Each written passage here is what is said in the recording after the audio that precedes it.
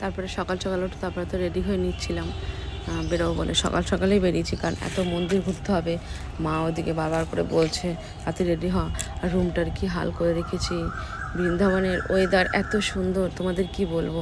আমি তোমাদের পরের ভিডিওতে ভোরের ভিডিওটা দেখিয়ে দেবো। এত ঠান্ডা ছিল তখন, ভোরবেলা এত ঠান্ডা লাগতো, মানে এসি রুম নিয়েছি, বেকারে এসি রুম নিয়েছি, এসি তো লাগেই নি।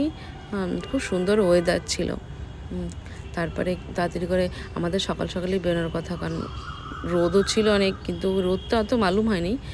রোদের মধ্যেও আমরা ঘুরেছি। আমরা খেয়ে দিয়েই বেরাবো, তো আমার তো রেডি হওয়া তো শেষই হচ্ছে না। বাড়ি থেকেই ভেবে গেছিলাম এটার সাথে ম্যাচিং, কিন্তু ওখানে গিয়ে যেন সব গন্ডগোল হয়ে গেছে, কিছু বুঝতে পারছি না কোটার সাথে। অনেক কষ্ট করে লাস্টে এটা পরে বেরিয়ে গেছি, কিছু করার নেই। তাড়াতাড়ি এমনি তাড়া দিচ্ছে দিক দিয়ে মা আর বর, তারপরে বেরিয়ে গেছি। তারপরে গিয়ে খেতে গেছি।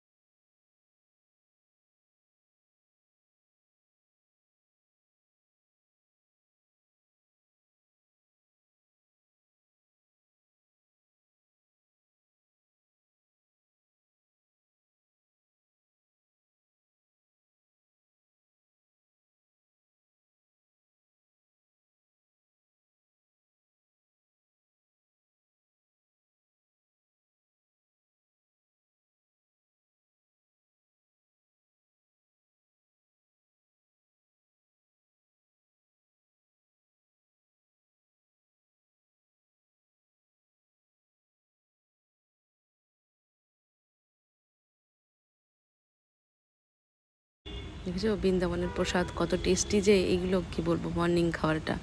এই যে এটা মর্নিং ভিউ, যেখানে ওরা পুজো করে, মানে যেগুলো ভোগ দেয় সেগুলোই আর কি আমাদের খেতে দিয়েছে। যে বাইরের ভিউ খুব সুন্দর। এখন যাচ্ছিলাম, সকালের ওয়েদারটা এত সুন্দর লাগছিল, বেরিয়ে গেছিলাম ওনাদের দর্শনে। পরের ভিডিও দেখাবো কোথায় গিয়ে।